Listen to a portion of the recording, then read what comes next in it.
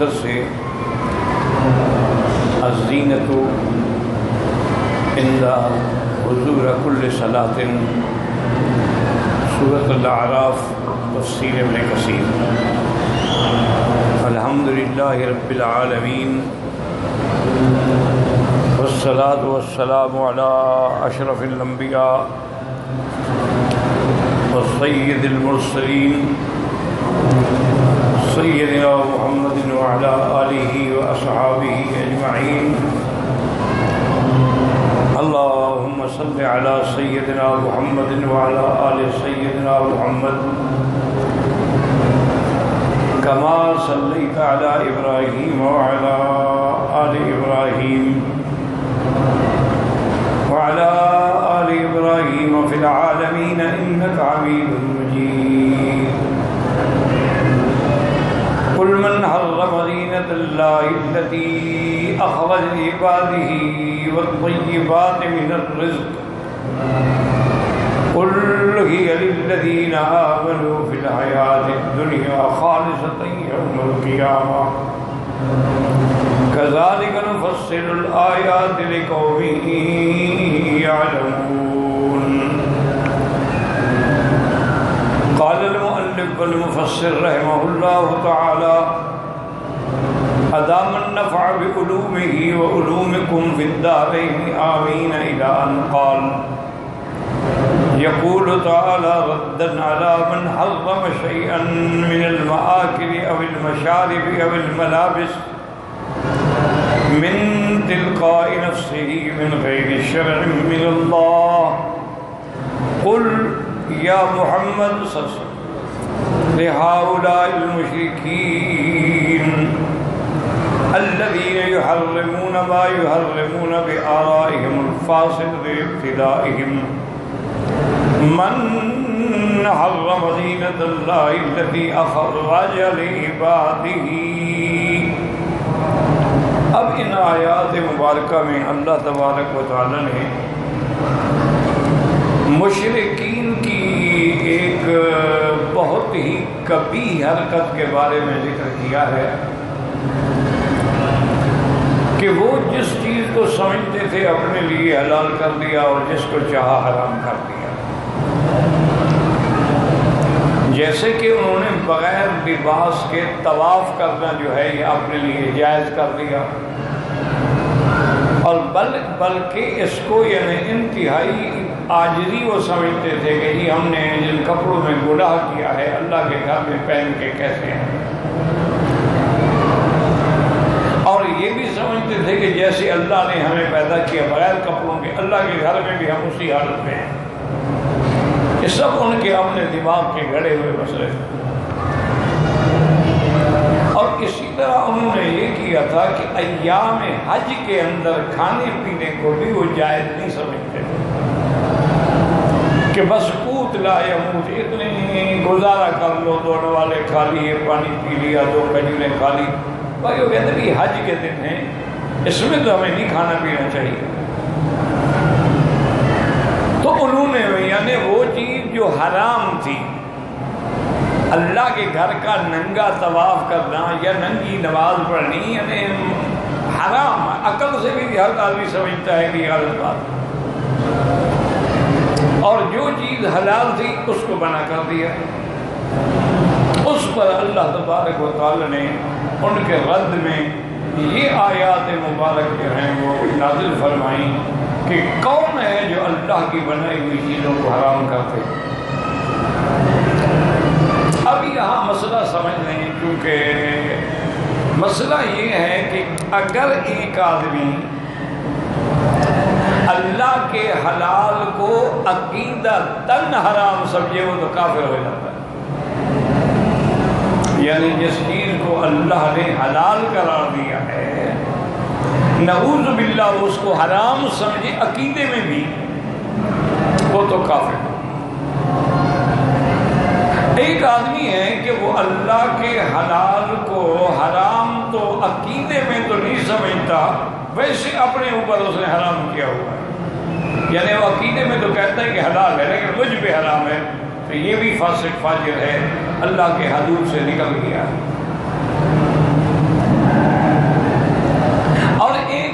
ہوتا ہے کہ کبھی کبھی آدمی کسی مرض کی وجہ سے کوئی چیز استعمال نہیں کرتا، جیسے کہ ڈاکٹر اور حکیم کہتے ہیں بھئی جس کو شوگر ہو وہ میٹھا استعمال نہ کرے۔ اب وہ بیچارہ اچھے سے اچھی میٹھی چیزیں ہوں گے بھائی میں نہیں کھا سکتا، مجھے شوگر ہے، تو یہ کوئی گناہ نہیں، یہ تو مجبوری ہے کہ اس کے لیے ان چیزوں کا استعمال جو ہے وہ مضر ہے۔ یا ایک آدمی اپنے لیے کچھ دنوں تک کے لیے ایک چیز سے اپنے آپ کو منع کرتا ہے، بات سمجھیں، تو وہ بھی غلطی ہے، وہ بھی نہیں کرنا چاہیے، لیکن اس کا اتنا بڑا گناہ نہیں ہے جتنا کہ پہلی باتوں کا ہے کہ اللہ کے حلال کو حرام سمجھے اور حرام کو حلال سمجھے، وہ تو کافر ہے۔ اپنی ذات کے لیے وہ حرام سمجھے تب بھی وہ گناہ گار ہے۔ اگر بیماری یا عذر کی وجہ سے وہ چیز نہیں کھاتا تو اس پہ کوئی گناہ نہیں، یا ایک وقت مقرر کے لیے اس نے ایک چیز کو اپنے اوپر جو ہے وہ منع کیا ہے تو وہ بھی اتنا بڑا گناہ نہیں ہے، لیکن نہیں کرنا چاہیے جب اللہ نے حلال کیا ہے۔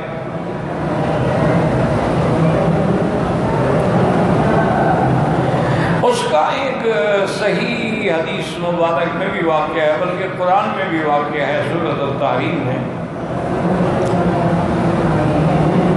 حضور صلی اللہ علیہ وسلم کی عادت مبارک تھی کہ روزانہ عصر کی نماز کے بعد وہ ہر بیوی کے گھر میں تشریف لے جاتے تھے،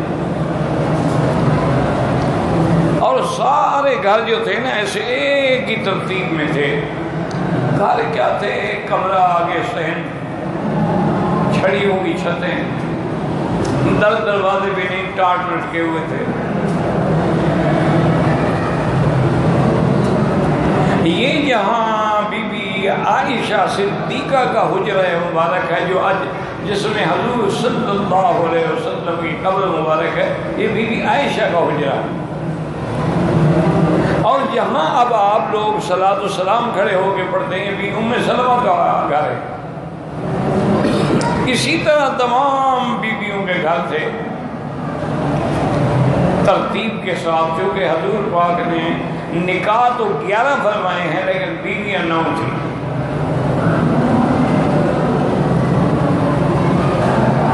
تو حضور صلی اللہ علیہ وسلم عصر کے بعد تشریف لے جاتے، 5 منٹ 10 منٹ بیوی کے گھر میں رہتے، حال احوال، خیریت، ضرورت، دکھ سکھ معلوم فرماتے، پھر رات وہاں گزارتے تھے جس بیوی کا باری ہوتی تھی، یعنی بالکل عدل انصاف۔ حالانکہ حضور صلی اللہ علیہ وسلم پر عورتوں کے بارے میں باری مقرر کرنے کا حکم نہیں تھا، اللہ نے اجازت دی تھی حضور کو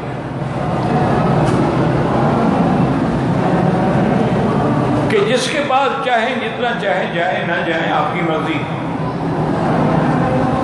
لیکن حضور کی طبیعت میں عدل تھا، انصاف تھا، حضور بالکل برابر وقت دیتے۔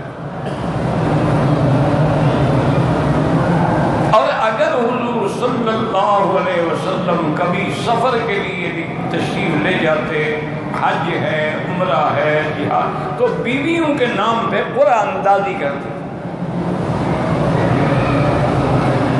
جس بیوی کا نام قرے میں نکل آتا اسی کو ساتھ لے جاتے تاکہ دوسری بیویوں کو کوئی اعتراض نہ ہو۔ تو اس لیے یہ بھی شریعت کا حکم ہے کہ اگر تمہاری 2 بیویاں ہیں، 3 ہیں، حج پہ آ رہے برا ڈالو۔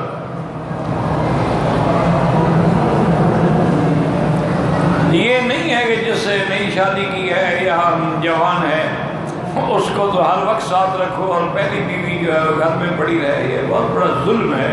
یہ تو قیامت میں پتہ لگے گا جب اللہ کے دربار میں جائیں گے۔ جو لوگ اپنی بیویوں بیویوں میں انصاف نہیں کرتے، میدان محشر میں وہ فالج زدہ کھڑے ہوں گے، یعنی ایک حصہ پورا فالج سے بیکار ہو، تاکہ ساری دنیا دیکھ لے کہ یہ وہ بدبخت ہے جس نے اپنی بیویوں میں عدل نہیں کیا، جس کی وجہ سے سزا بھوگتا۔ اس لیے حکم ہے کہ فَإِنْ خِفْتُمْ أَلَّا تَعْدِلُوا، اگر تم انصاف کرنے سے ڈرتے ہو پھر ایک شادی رکھو، اور اگر انصاف کر سکتے ہو، انصاف کا کیا معنی؟ یعنی دونوں کو ٹھکانہ ایک جیسا دے، ایک نہیں کہ اس کو محل میں رکھو اور دوسری جھوپڑی میں پڑی رہے، ایک کے لیے باقاعدہ فلیٹ سکھایا جائے اور دوسرے کے دو سادہ کمرے ہیں، اور جی میں نے گھر دیا ہوا، بالکل برابر، لباس دونوں کا برابر، زیور دونوں کا برابر، عید برات میں کوئی تحفہ ہدیہ دینا ہے دونوں میں برابر، انصاف، وقت دونوں کا برابر، اگر ایک کے گھر میں 8 گھنٹے گزارتے ہو تو دوسری کے گھر میں بھی وہ 8 گھنٹے آپ کو گزارنے ہوں۔ ہاں ایک ہے دلی میلان، یا ایک آدمی ایک عورت سے مجامعت میں زیادہ ہے دوسری سے کم، وہ منع نہیں ہے، وہ اللہ کے ہاتھ میں ہے، دل تو اللہ جدھر چاہے پھیر دے، لیکن اس کے حقوق زوجیت ضرور ادا کرے گا تاکہ وہ بڑھاپے پہ مجبور نہ ہو۔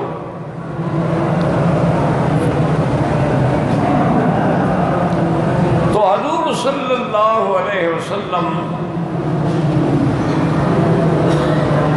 آپ ہر گھر میں تشریف لے جاتے، اتفاق یہ ہوا کہ بی بی زینب کے گھر میں حضور نے کچھ دن سے زیادہ ٹائم لگانا شروع فرما دیا، مثلا 10 منٹ بیٹھتے تھے تو اس کے گھر میں 20 منٹ بیٹھ جاتے، اور یہ بات جو تھی بی بی عائشہ پر، بی بی حفصہ پر بڑی گراں گزری کہ اب حضور ہم سے زیادہ بی بی زینب کو وقت دیتے ہیں،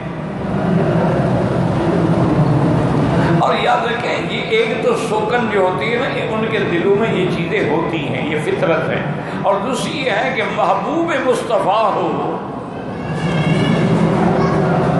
اس کے آنے میں تاخیر ہو جائے تو پھر اس کا پتہ تو ان کو تھا نا جن کے دل پہ گزرتی تھی۔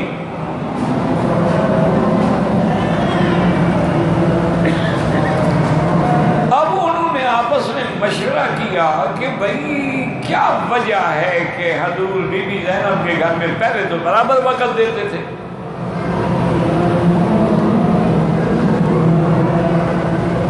تو ان کو پتہ لگا کہ اصل میں حضور صلی اللہ علیہ وسلم کو شہد جو ہے، اصل شہد جس کو تم اپنی زبان میں ماکھی بھی کہتے ہو، یہ بہت محبوب چیز تھی حضور کی،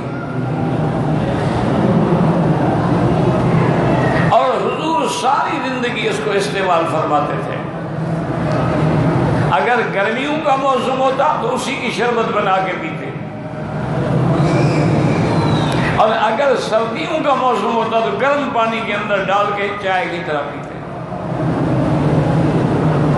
لیکن حضور کو بے انتہا محبوب تھی،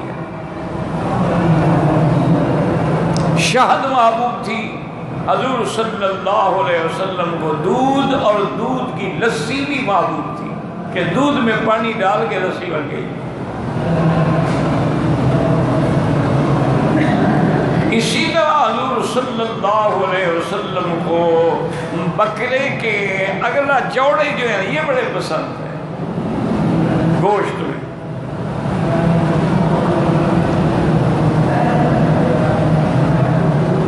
تو انہوں نے بی بی زینب کے گھر میں اصل میں کسی نے ہدیہ بھیجا، شہد بھیجی، تو بی بی صاحبہ حضور کے لیے روزانہ شربت بناتی، تو صاحب بات ہے شربت بنانے میں، پینے میں، بیٹھنے میں ٹائم 10 منٹ زیادہ لگ جاتا ہے،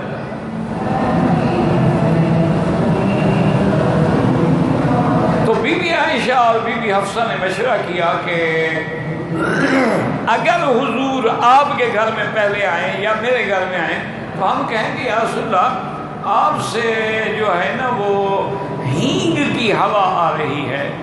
ہینگ ہوتی ہے کہ ہمارے پٹھان بھائی بڑی کھاتے ہیں، وہ کئی بیماریوں میں فائدہ بھی دیتی ہے، خاص طور پہ پیٹ کے ریا وغیرہ، لیکن ہوا اس کی بڑی گندی ہوتی ہے. مفید بہت ہے پیٹ کی موضوع میں، لیکن وہ ہوا اتنی گندی ہوتی ہے. اب وہ بیچارے تو عادی ہو گئے نا، وہ روز کھاتے ہیں. تو میں یہ کہوں گی کہ حضور انی لاجد ریح مغافیر، ہمیں آپ سے ہینگ کی کیوں ہوا آ رہی ہے، اور تمہارے پاس ہے تم نے بھی یہی کہنا ہے.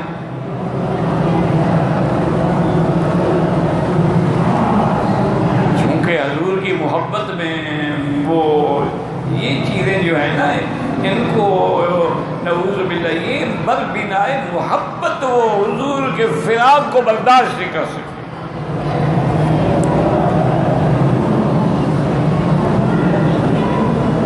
یہی وجہ تھی کہ بیماری کے دنوں میں رحمت دو عالم صلی اللہ علیہ وسلم پوچھتے کہ متی یوم عائشہ، عائشہ کی باری کب ہے؟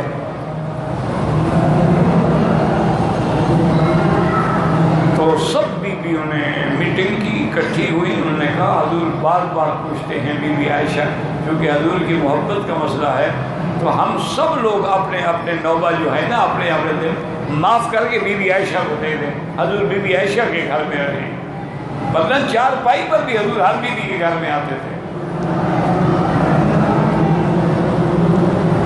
تو سب نے آ کے عرض کیا کہ یا رسول اللہ آپ کو تکلیف بھی ہوتی ہے اور دوسرا آپ پوچھتے بھی ہیں، تو ہم نے سب اپنی اجازت سے اپنے دن جو تھے نا وہ بی بی عائشہ کو دے دیے.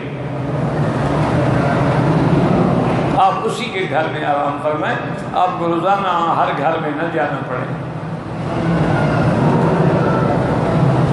تو یہ فطری بات ہے، محبت تو ہوتی ہے. اب بی بی صاحبہ کے پاس جب حضور آئے تو انہوں نے عرض کیا کہ یار انی لاجد ریح المغافیر، حضور ہمیں وہ ہینگ کی ہوا آ رہی ہے.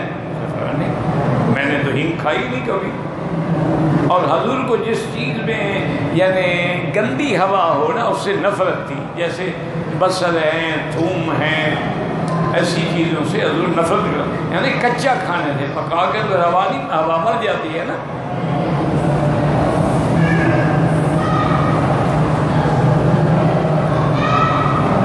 اور حتیٰ کہ حضور نے اتنا سخت حکم فرما دیا کہ جو آدمی کچا بصل کھائے یا تھوم کھائے فلا یقربن مصلانا، وہ فوراً ہماری مسجد میں جماعت میں نہ آئے، لوگوں کو ایذا کا سبب نہ بنے.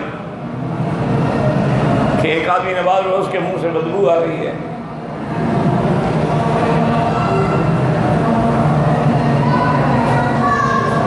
تو حضور کو خوشبو بڑی پسند صلی اللہ علیہ وسلم. ویسے تو حضور کا بدن مبارک بھی خوشبو تھا، پسینہ مبارک بھی خوشبو تھا. حضور صلی اللہ علیہ وسلم کے وجود سے تو خوشبو کے یعنی فوارے پھوٹتے تھے، لیکن اس کے باوجود حضور کو خوشبو بہت پسند تھی. آپ عطر میں عطر عود ہے، عطر گلاب ہے، عطر مشک ہے، عطر عنبر ہے، یہ استعمال فرماتے تھے. اور اس دور میں بڑے خالص عطر ہوتے تھے. اب تو سارا کیمیکل کا مسئلہ ہے، اور جو خالص ہیں ان کو بھی 1 تولے میں 10 تولے اور ملا دیے جاتے ہیں.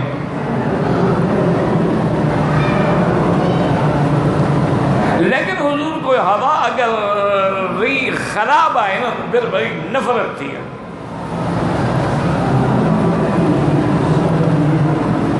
اسی لیے عرب خواتین جو ہیں جب اپنی لڑکیوں کی شادی کرتی تھی نا تو اپنی لڑکی کو سب سے بڑی نصیحت وہ یہی کرتی تھی کہ بیٹی تیرے بدن سے، تیرے لباس سے، تیرے کپڑے سے، تیرے بستر سے، تیرے خامد کو کبھی گندی ہوا نہیں آنی چاہیے.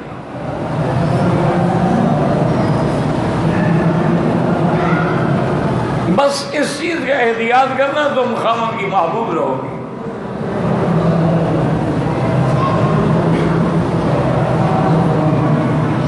اور اچھا، عرب عورتیں جو ہیں وہ بھی اتنی عادی تھیں کہ بعض عورتیں عطر سے پہچانی جاتی تھی، کوئی عنبریہ کہلاتی تھی، کوئی وردہ کہلاتی تھی، کہ وہ عنبر اتنا استعمال کرتی تھی کہ وہ عنبریہ اور وردہ یعنی گلاب،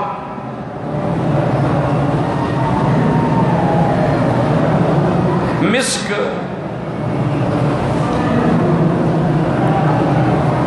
اور یہ بھی حضور کے زمانے سے رواج ہے، جیسے یہاں حرم میں وہ عود کی لکڑی کو جلا کے دھواں دیتے ہیں، یہ بھی حضور کے زمانے میں تھا۔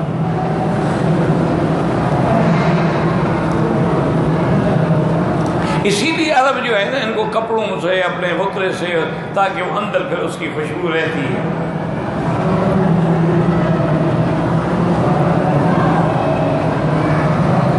بہرحال یہ بڑی اہم چیزیں ہیں، ان کو معمولی نہ سمجھا کرو۔ اور عورت کے لیے تو یہ بھی ضروری ہے کہ جب حیض سے پاک ہو جائے، یعنی آج اس کا حیض ختم ہو رہا ہے، تو وہ اندر کپاس رکھے اور اس پہ عطر لگا ہوا ہو، تاکہ اندر جو بدبو ہے نا اس کو وہ عطر ختم کر دیتا ہے۔ اور دوسرا، کپاس سے پتہ لگ جائے گا، کپاس میں نشان لگتا ہے یا نہیں لگتا، میں صاف ہو گئی۔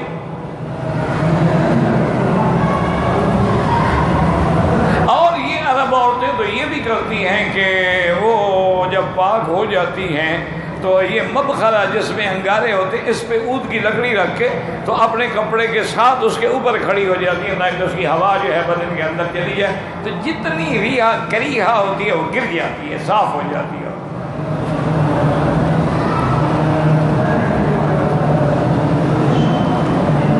تو حضور پاک حیران ہو گئے، نے فرمایا کہ مجھ سے ہینگ کی ہوا آ رہی ہے۔ ہم نے کہا میں تو صرف بی بی زینب کے گھر میں شربت پیتا ہوں شہد کا، اور تو میں نے کوئی چیز استعمال ہی نہیں کی۔ بی بی عائشہ رحیم تو تھی نا جی، تو اس نے کہا حضور یہ ہو سکتا ہے کہ وہ شہد کی مکھیوں نے ہینگ کھایا ہو۔ دیکھو نا، شہد کی مکھیاں پھولوں پہ بیٹھتی ہیں تو پھولوں کی خوشبو آتی ہے نا شہد سے۔ اگر وہ سیب پہ بیٹھے، مالٹے پہ، وہی خوشبو آئے گی۔ اسی لیے آج کل دیکھیں نا، نئی دنیا میں تو ہر قسم کی شہد ملتی ہے، کہ یہ اورنج ہے، یہ ایپل ہے، یہ مینگو ہے، یہ فلان ہے، چونکہ اسی پر اس کو بٹھایا جاتا ہے۔ حضور نے فرمایا ہاں یہ تو ہو سکتا ہے، چونکہ شہد کی مکھی تو ہر چیز میں بیٹھتی ہے۔ اب جب دوسری بی بی نے بھی یہی کہا، یہ بی بی عائشہ نے کہا، تو حضور نے فرمایا اچھا میں نے اپنے اوپر حرام کر دیا، آج کے بعد میں شہد پیوں گا ہی نہیں۔ اب وہی مسئلہ آ گیا کہ حضور نے حرام تو کیا، لیکن عقیدے میں حرام نہیں، کہ اپنی ذات کے لیے صرف۔ لیکن اس پر بھی اللہ کی طرف سے قرآن نازل ہو گیا کہ قُلْ يَا أَيُّهَا النَّبِيُّ لِمَ تُحَرِّمُ مَا أَحَلَّ اللَّهُ لَكَ تَبْتَغِي مَرْضَاتَ أَزْوَاجِكَ وَاللَّهُ غَفُورٌ رَحِيمٌ۔ یا ایھا النبی، دیکھیں یعنی عتاب بھی ہے، لطف بھی ہے اللہ کی طرف سے، حالانکہ تنبیہ ہے، لیکن خطاب یا ایھا النبی شان سے۔ لِمَ تُحَرِّمُ، آپ نے کیوں حرام کیا اس چیز میں جس کو اللہ نے حلال کیا؟ بیویوں کو راضی کرنے کے لیے حرام کرتے ہو میرے حلال کو؟ اور ساتھ یہ بھی بتا دیا اللہ غفور الرحیم، اللہ بخشنے والے بھی ہے، مہربان ہے، ہم نے آپ کی غلطی معاف کر دی، لیکن آپ نے ایسا کیوں کیا؟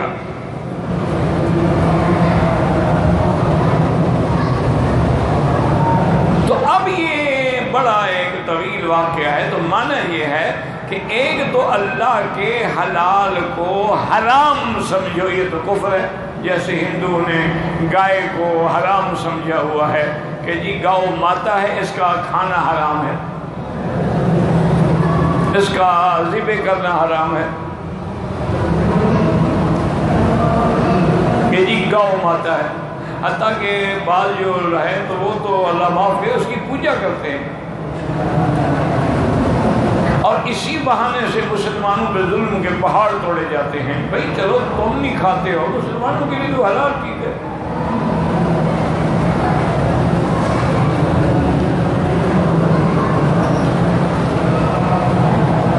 تو یہ جو ہے یہ تو کفر ہے، جیسے کہ مکے والوں نے کیا تھا کہ کعبۃ اللہ میں پوریا ننگا لباس طواف کرنا، یہ کفر ہے کہ اللہ نے کہا لباس ہو، احترام ہو، عزت ہو، وقار ہو، اور تم کپڑے اتار کے طواف کر رہے ہو۔ جیسے انہوں نے ایام حج میں کھانا پینے کو حرام کر دیا، خبردار، کیوں؟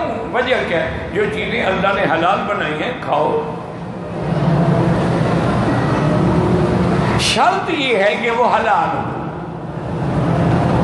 شرط یہ ہے کہ وہ حرام کے پیسے کا مال نہ ہو،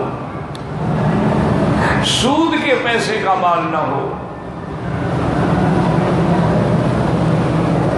وہ کسی کی جائیداد لوٹ کے جمع کیا ہوا مال نہ ہو، یتیموں کا مال نہ ہو، کیونکہ وہ سب حرام ہے۔ اچھا، اللہ نے جتنی پھل پیدا فرمائے ہیں تیرے لیے ہی تو پیدا فرمائے، وَالَّذِي خَلَقَ لَكُم مَّا فِي الْأَرْضِ جَمِيعًا، سب کو تیرے لیے ہے۔ تو اس لیے اللہ نے حکم دیا کہ میرے محبوب ان کو بتلا دیں کہ تم کیوں ان چیزوں کو حرام کر رہے ہو جو اللہ نے حکم دیا کہ استعمال کرو۔ اسی طرح لباس میں بھی یاد رکھو، اگر اللہ نے تمہیں توفیق دی ہے تو اچھا لباس پہنا کرے۔ اللہ نے اگر، کیونکہ اس کی وجہ یہ ہے کہ جب مر جاؤ گے نا یہ سب کچھ یہی پڑا رہے گا،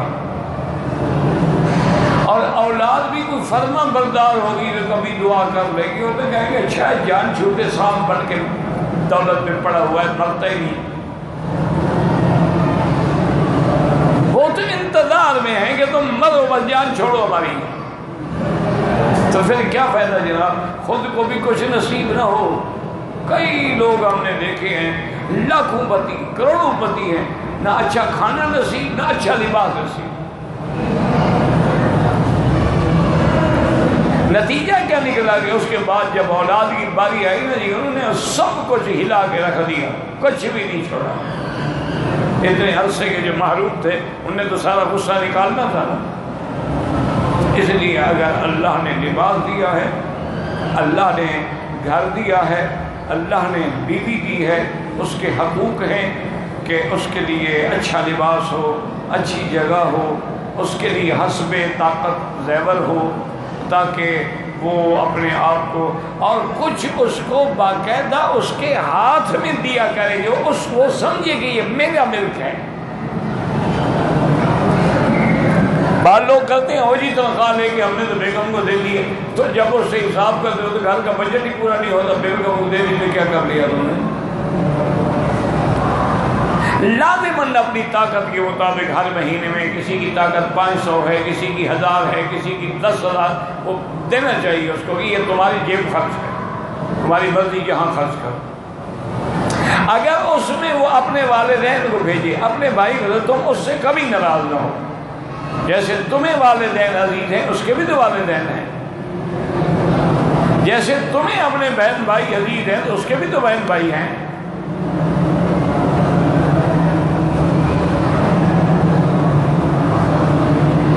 اپنا یہ ہے کہ وہ کسی آدمی سے پوچھا انہوں نے کہ تمہیں تاریخ کا آج کیا تاریخ ہے؟ انہوں نے کہا ٹھہرو ٹھہرو، انہوں نے کہا میں گھر میں پوچھا ہوں کہ کیا پکا ہے، ہم تو گھر کی دال سے اندازہ لگاتے ہیں کہ کون سی تاریخ ہے۔ یہ تو نہ ہونا گھر والوں کے لیے عذاب بن جائے۔ ہاں ایک ہے غریب ہے، نہیں ہے، جو نہیں ہے اللہ کی مرضی ہے۔ اس لیے ان آیات مبارکہ میں اللہ نے حکم دیا کہ اللہ کے حلال کو کبھی حرام نہ کرو، اللہ کی نعمتوں سے فائدہ اٹھاؤ، اور تاکہ تمہیں جتنا اچھا کھاؤ گے اچھے پیو گے، اچھا رہو گے، اچھے لوگ تم سے متعلق ہوں گے، تمہارے بدن میں طاقت آئے گی، تم صحیح معنی میں عبادت کر سکو گے۔ اس لیے فرماتی ہے عبادت تعالیٰ من حرم شیئن، یہ آیات ان لوگوں کے لیے رد ہیں جنہوں نے کھانے پینے کی چیزیں اور پہننے کو اپنی طرف سے حرام کر دیا تھا۔ قل من حرم زینت اللہ التی اخرج لعبادہ، قل یعنی یا محمد صلی اللہ علیہ وسلم، اللہ نے حکم دیا حضور آپ ان کو کہیں الذین یحرمون ما یحرمون بآرائہم الفاسدۃ وابتدائہم، یہ جو اپنی رائے سے چیزوں کو حرام کرتے ہیں، یہ جو نئے نئے مسئلے خود گھڑتے ہیں، من حرم زینت اللہ التی اخرج لعبادہ، ای ہی مخلوقۃ لمن آمن باللہ وعبدہ فی الحیات الدنیا، اللہ نے اپنے بندوں کے لیے جو چیزیں پیدا فرمائی ہیں اللہ پاک نے اس کو دنیا میں بھی دیا ہے۔ وَإِن شَرَكَهُمْ فِيهَا الْكُفَّارُ فِي الدُّنْيَا، اور کافروں کو بھی دنیا میں سب کچھ ملتا ہے، فَهِيَ لَهُمْ خَاصَّةً يَوْمَ الْقِيَامَةِ، لیکن قیامت والے دن یہ ساری نعمتیں جو ہے مومنوں کے لیے ہوں گی، کافروں کے لیے نہیں ہوں گی۔ لا یشرکہم فیہا احد من الکفار، قیامت والے دن جو ہے کافر جو ہے اس کے لیے کوئی نعمت نہیں ہوگی۔ اسی لیے قرآن میں آتا ہے کہ کافر پکاریں گے وَنَادَىٰ أَصْحَابُ النَّارِ أَصْحَابَ الْجَنَّةِ، جہنم والے پکاریں گے أَفِيضُوا عَلَيْنَا مِنَ الْمَاءِ أَوْ مِمَّا رَزَقَكُمُ اللَّهُ، ہم پر پانی بھیجو، جو کچھ اللہ نے تمہیں دیا ہے کچھ بچا ہوا ہمیں بھی دے دو۔ قالوا ان اللہ حرمہما علی الکافرین، وہ جنت والے جواب دیں گے کہ اللہ کے جنت کی نعمتیں اللہ نے کافروں پہ حرام کر دی ہیں، ہم آپ کو نہیں دے سکتے ہیں۔ کیوں؟ فإن الجنت محرمۃ علی الکافرین، کیونکہ جنت بھی حرام ہے کافروں کے لیے، کافر اس میں کبھی داخل نہیں ہو سکتے۔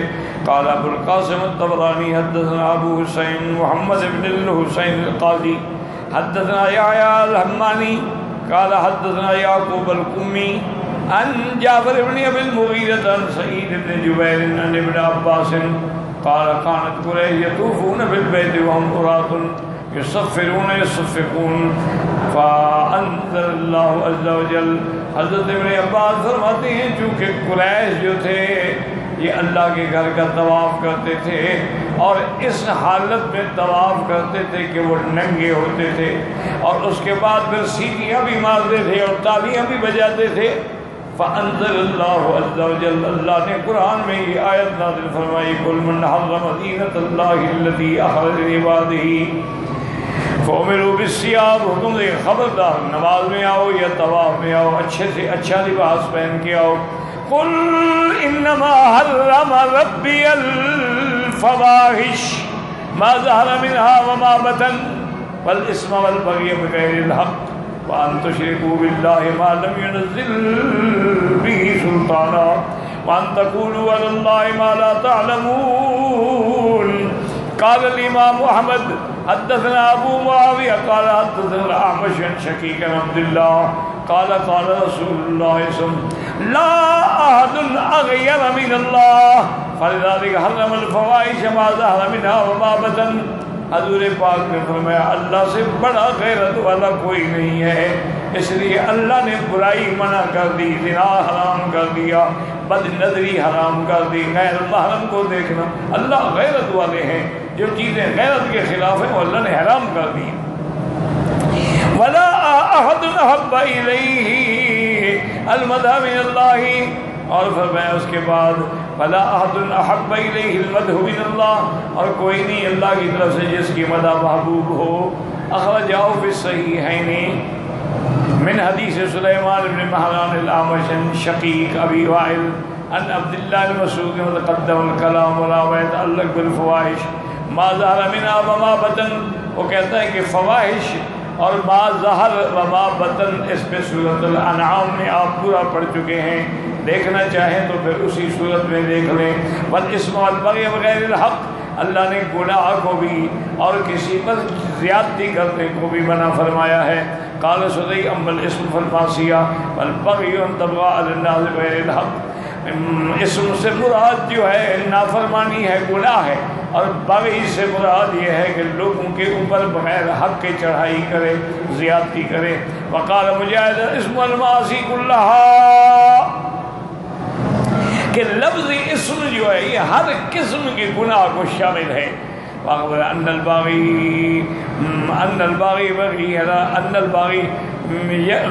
غیہ علی نفسہ، کہ جو باغی ہے نا تجاوز، اصل میں اپنے آپ پر تجاوز کر رہا ہے۔ وحاصل ما فسر به الاسم انه الخطايا المتعلق بالفاعل نفسه، انہوں نے فرمایا کہ اسم سے مراد وہ گناہ ہیں جو کرنے والے کی ذات سے متعلق ہیں، اور بغی سے مراد وہ ہے جو دوسرے پہ تعدی کرتا ہے۔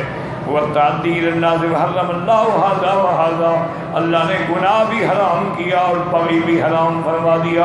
وان تشرکوا باللہ ما لم ينزل به سلطانا، اللہ کے ساتھ شریک بناتے، نہ کوئی دلیل ہے نہ تمہارے پاس کوئی چیز ہے، کیا اور وان تقولوا علی اللہ ما لا تعلمون، اور اللہ پہ جھوٹ بولتے ہو کہ اللہ نے ہمیں یہ حکم دیا ہے، تو یہ افتراء ہے اور کذب ہے۔